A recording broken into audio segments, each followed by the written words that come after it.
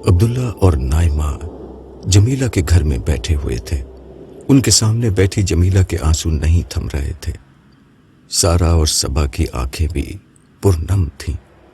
ان لوگوں کے دکھ کے احساس نے نائمہ کو بھی دکھی کر رکھا تھا، جس کے آثار اس کے چہرے سے عیاں تھے۔ عبداللہ بھی خاموشی سے بیٹھا ہوا تھا۔ وہ چاہتا تھا کہ جمیلہ کچھ اور رو لے تاکہ اس کے دل کا بوجھ کچھ ہلکا ہو۔ کچھ دیر فضا میں رونے اور سسکیوں کی آواز ہی گونجتی رہی۔ آخرکار نائمہ نے جمیلہ کو مخاطب کر کے کہا، آپ کے دکھ پر ہم دونوں کو بھی بہت صدمہ ہے۔ ہم اس خبر کا سن کر فوراً ہی آتے، مگر عبداللہ کے دوست داؤد کے سانے کی وجہ سے ہم خود بہت پریشان تھے۔ اس کی بات پر سارا نے عبداللہ سے مخاطب ہو کر کہا، عبداللہ بھائی، آپ کے دوست داؤد کے سانحے کا سن کر بہت افسوس ہوا۔ ہم ضرور آپ کے گھر آتے، مگر اگلے ہی دن ہمارے گھر میں اتنا بڑا سانحہ ہو گیا جس نے ہمیں توڑ کر رکھ دیا۔ ہمارا جوان بھائی سعد ہم سے چھن گیا۔ یہ کہہ کر سارا پھوٹ پھوٹ کر رونے لگی۔ نائمہ اپنی جگہ سے اٹھ کر سارا کے پاس جا بیٹھی اور اسے گلے سے لگا کر تسلی دینے لگی۔ اس کے حوصلہ دینے سے سارا کچھ بہتر ہو گئی تو نائمہ نے دریافت کیا، لیکن یہ حادثہ کیسے ہوا؟ بس نائمہ باجی کیا بتائیں، ہم تو دوہری مصیبت میں آ گئے ہیں۔ پولیس کہتی ہے کہ سعد اپنے کچھ ساتھیوں کے ہمراہ ایک گاڑی میں شہر سے باہر جا رہا تھا کہ پولیس نے ان کو روکنے کا اشارہ کیا، مگر ان کی طرف سے پولیس پر فائرنگ ہو گئی، جس کے جواب میں پولیس نے فائرنگ کی اور گاڑی میں موجود 3 افراد موقع پر ہی ہلاک ہو گئے۔ سعد، اس کا دوست شاہد اور ایک تیسرا شخص اور تھا۔ پولیس کہتی ہے کہ گاڑی میں بہت اسلحہ موجود تھا۔ اب وہ لوگ جنید کو بھی لے گئے ہیں۔ مگر جنید پر کیا الزام ہے؟ اس دفعہ عبداللہ نے سوال کیا۔ حمزہ گئے تھے معلوم کرنے۔ وہ کہتے ہیں کہ اس پر کوئی الزام نہیں، صرف سعد کی سرگرمیوں کے بارے میں معلوم کرنا چاہتے ہیں۔ معلومات لینے کے بعد وہ جنید کو چھوڑ دیں گے۔ اس کی بات ختم ہوئی تو جمیلہ تڑپ کر عبداللہ سے بولی، بیٹا میں نے اپنے جوان بیٹوں کو مسجد کی راہ اس لیے تو نہیں دکھائی تھی کہ ایک پولیس کے ہاتھوں مارا جائے اور دوسرا پولیس کی تحویل میں چلا جائے۔ یہ کہہ کر وہ دوبارہ بلک بلک کر رونے لگی۔ صبا اپنی جگہ سے اٹھی اور اپنی ماں کو خاموش کرانے کی کوشش کرنے لگی۔ امی صبر کیجئے، جنید بھائی جلد آ جائیں گے، اور سعد بھائی نے پہلے ہی آپ سے کہہ دیا تھا کہ وہ گھر سے جا رہے ہیں۔ جانے والوں کا غم نہیں کرتے۔ صبا یہ کہہ رہی تھی مگر ساتھ ساتھ اس کی آنکھوں سے بھی آنسو بہہ رہے تھے۔ میں آپ سے معافی مانگتا ہوں۔ عبداللہ نے یہ کہا تو سب اس کی طرف دیکھنے لگے کہ وہ جمیلہ سے کیوں معافی مانگ رہا ہے۔ سب کی نگاہ میں سوالیہ نشان تھا۔ عبداللہ نے بولنا شروع کیا، میں سارے اہل مذہب کی طرف سے آپ سے معافی مانگتا ہوں۔ ہم مذہبی لوگوں نے آپ کو جوانی میں بھی حلالہ پر مجبور کر کے بدترین دکھ دیا اور بڑھاپے میں بھی جوان اولاد کا صدمہ دکھایا۔ کاش ہم اہل مذہب کو اندازہ ہو جائے کہ ہماری ذمہ داری کتنی زیادہ ہوتی ہے۔ ہماری سطحی، نامعقول، جذباتی اور متعصبانہ سوچ کس طرح عام لوگوں کی زندگی اجیرن بنا دیتی ہے۔ آج کا مذہبی انسان دین کی بنیادی ترجیحات نہیں جانتا۔ دین کا ہر حکم انسانوں کی جان، مال اور آبرو کے تحفظ کے اصول پر دیا گیا ہے۔ یہ بات سرکار دو عالم صلی اللہ علیہ وسلم سب سے بڑھ کر جانتے تھے، مگر ہم نہیں جانتے۔ میرے آقا نے انسانوں کی جان، مال اور آبرو کو سب سے بڑھ کر مقدم رکھا، اور ہم جان، مال اور آبرو کی بربادی کو دین بنا چکے ہیں۔ مگر عبداللہ بھائی ایسا کیوں ہوتا ہے؟ سارا نے دوپٹے سے آنسو پوچھتے ہوئے کہا، ایسا اس لیے ہوتا ہے کہ ہم میں سے کوئی بھی ختم نبوت کے عقیدے کو ماننے کے لیے تیار نہیں۔ ہم زبانی طور پر سرکار دو عالم کو آخری نبی مانتے ہیں، مگر عملاً ہمارا ہر عالم اپنی جگہ ایک نبی بنا ہوا ہے۔ جو اس نے سمجھ لیا وہ آخری حق ہے جس سے اختلاف نہیں ہو سکتا۔ چنانچہ جب بھی کوئی سمجھانے والا سمجھانے کی کوشش کرتا ہے، لوگ خود کو آخری حق سمجھ کر بات ماننے سے انکار کر دیتے ہیں۔ یوں اصلاح کا راستہ بند ہو جاتا ہے۔ یہی فساد کی جڑ ہے، یہ فرقہ واریت کی جڑ ہے، یہی رویہ نفرت پھیلانے اور دین کی بدنامی کا سبب ہے۔ ہم نے اپنی اصلاح نہیں کی تو ہر گھر میں مائیں ایسے ہی رو رہی ہوں گی۔ عبداللہ جمیلہ کو دیکھتے ہوئے کچھ دیر کے لیے رکا اور مخموم انداز میں بولا، کاش اس وقت سے قبل ہم کو سمجھ آ جائے کہ ہم میں سے کوئی بھی نبی نہیں، ہم غلط ہو سکتے ہیں۔ اللہ تعالیٰ کسی کو بھی استعمال کر کے صحیح بات واضح کر سکتے ہیں۔ لوگ جھوٹے پروپیگنڈے اور مہم بازی کو بند کر کے علمی اختلافات کو علمی طریقے سے بیان کرنے تک خود کو محدود کر لیں تو اللہ تعالیٰ صحیح بات کو خود ہی عام کر دیتے ہیں۔ مگر یہاں تو ہر سمجھانے والے کو بدنام کرنا عین دینی عمل بن گیا ہے۔ ایسے میں صحیح بات تو کبھی عام نہیں ہوگی، نفرت فساد کا بازار گرم رہے گا۔ کاش مکمل تباہی سے قبل ہم لوگوں کو اس بات کی سمجھ آ جائے۔ تھوڑی دیر خاموشی رہی، پھر عبداللہ کی آواز بلند ہوئی، یہ قوم بری نہیں ہے، یہ اللہ اور اس کے رسول سے محبت کرنے والی قوم ہے، مگر اسے ٹھیک بات نہیں بتائی جا رہی، اسی سے خرابی پیدا ہوئی ہے۔ مگر یہی اللہ کے حضور ہماری معذرت ہے۔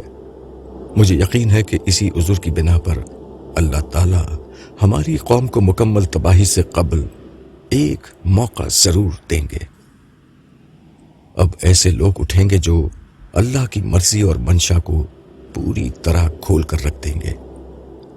وہ نہ کسی سے ڈریں گے، نہ کسی ملامت کرنے والے کی ملامت کی پرواہ کریں گے، یہاں تک کہ لوگ جان لیں گے کہ دین کی اصل دعوت آخرت کی نجات کی دعوت ہے اور اس کا راستہ ایمان و اخلاق ہے۔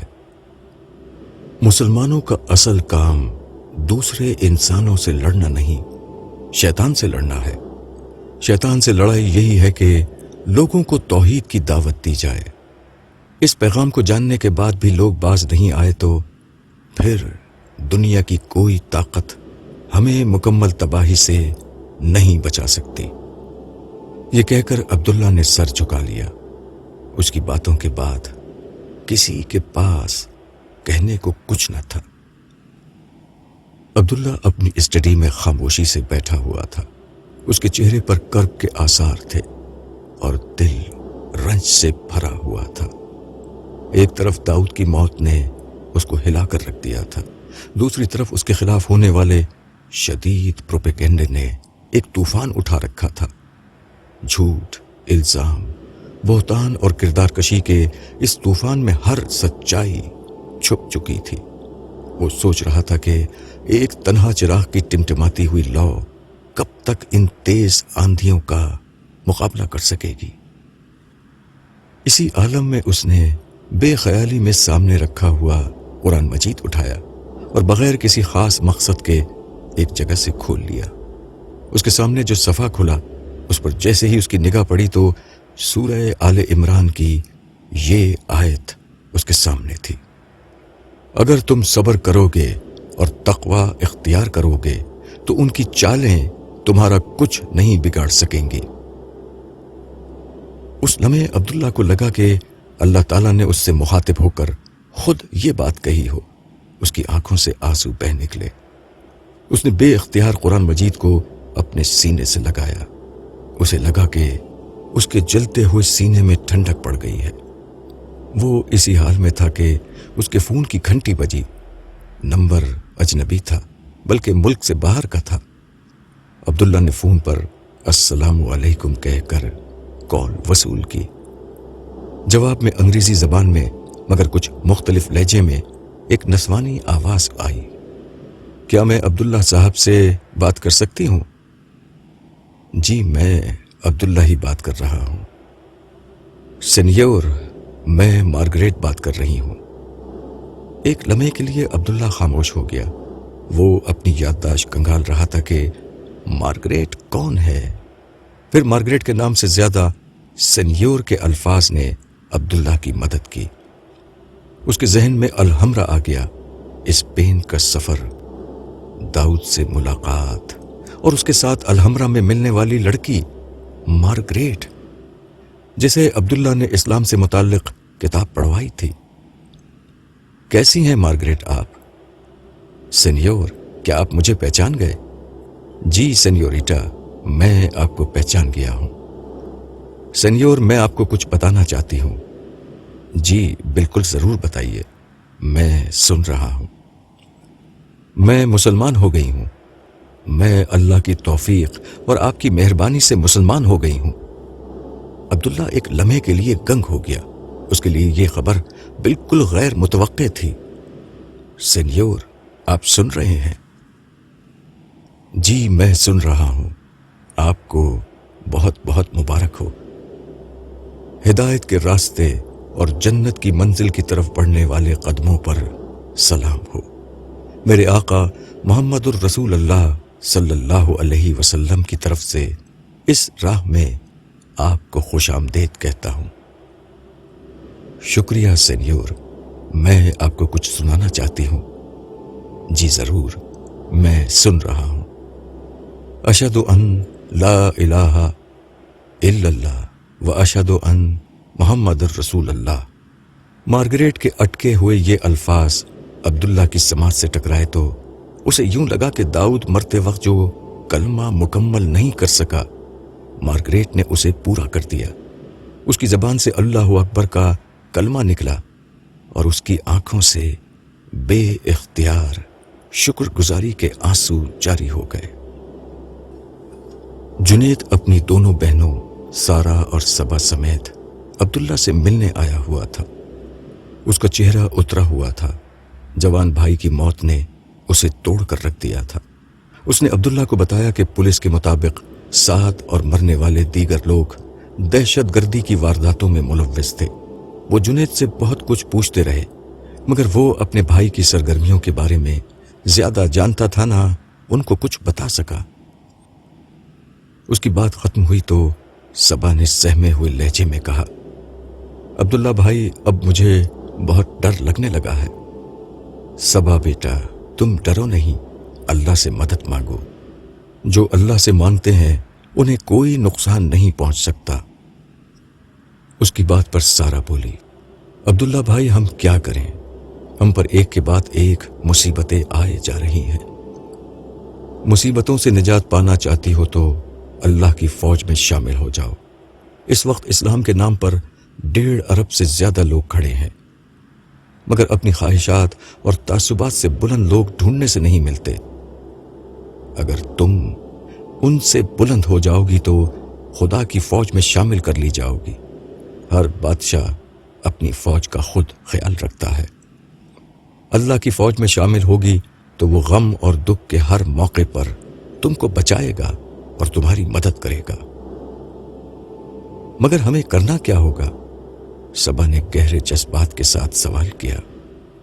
انسان اور شیطان کے درمیان تاریخ کی آخری جنگ اب شروع ہونے والی ہے۔ اس جنگ میں شیطان کے ساتھ بے گنتی لوگ ہیں، مگر میرے آقا محمد الرسول اللہ صلی اللہ علیہ وسلم تنہا کھڑے ہیں، آپ کے ساتھ کوئی نہیں۔ آج آپ فرقہ پرست مسلمانوں کی بھیڑ میں تنہا ہیں۔ یہ کہتے ہوئے عبداللہ کی آنکھیں نمناک ہو گئیں۔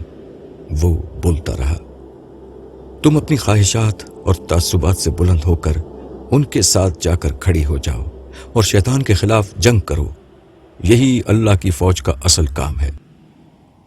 مگر شیطان نظر نہیں آتا، ہم اس کے خلاف کیسے جنگ کریں؟ اس دفعہ سارا نے سوال کیا۔ شیطان نظر نہیں آتا، مگر اس کے اثرات نظر آتے ہیں۔ وہ اللہ کے بندوں کو اللہ کی بندگی سے دور کرتا ہے۔ ہمیں اللہ کے بندوں کو دوبارہ اللہ کے قدموں میں لا کر ڈالنا ہے۔ اس کے لیے ان کو ایمان اور اخلاق کی دعوت دینا ہوگی۔ قرآن مجید کی تعلیمات کو دوسروں تک پہنچانا ہوگا۔ رسول اللہ صلی اللہ علیہ وسلم کی سیرت اور اخلاق عالیہ کا عملی نمونہ بننا ہوگا۔ تم جہاں کہیں بھی کھڑی ہو وہیں پر سراپا ہدایت، سراپا روشنی بن جاؤ، تب ہی شیطان کے اثرات کا خاتمہ ہوگا۔ اب بتاؤ کون ہے جو شیطان کے خلاف اس جنگ کو لڑنے کا ارادہ کرتا ہے؟ عبداللہ کی بات پوری بھی نہیں ہوئی تھی کہ صبا پورے جوش کے ساتھ بولی، میں اٹھوں گی، میں لڑوں گی شیطان کے خلاف، میں ہوں اپنے نبی کے ساتھ۔ سارا نے بھی پرعزم لہجے میں کہا، میں بھی شیطان کے خلاف اس جنگ میں اپنے آقا کے ساتھ ہوں۔ جنید جو ابھی تک خاموشی سے بیٹھا تھا اپنی جگہ سے اٹھا اور عبداللہ کے قریب آ کر اس کا ہاتھ اپنے ہاتھ میں لے کر پرعزم لہجے میں گویا ہوا، میری ماں اور بھائی کے ساتھ جو کچھ ہوا اب میں کسی اور کی ماں اور بھائی کے ساتھ یہ نہیں ہونے دوں گا۔ میں شیطان کو بتا دوں گا کہ یہ میدان جنگ اسے خالی نہیں ملے گا، میں اپنی موت تک شیطان سے جنگ کروں گا، میں ہوں اپنے نبی کے ساتھ۔ اس کی بات سن کر عبداللہ اپنی جگہ سے کھڑا ہو گیا اور اسے گلے لگاتے ہوئے بولا، اللہ اکبر، انسان نے شیطان کے خلاف اعلان جنگ کر دیا ہے۔ انشاءاللہ اب یہ جنگ شیطان کی مکمل شکست کے ساتھ ہی ختم ہوگی۔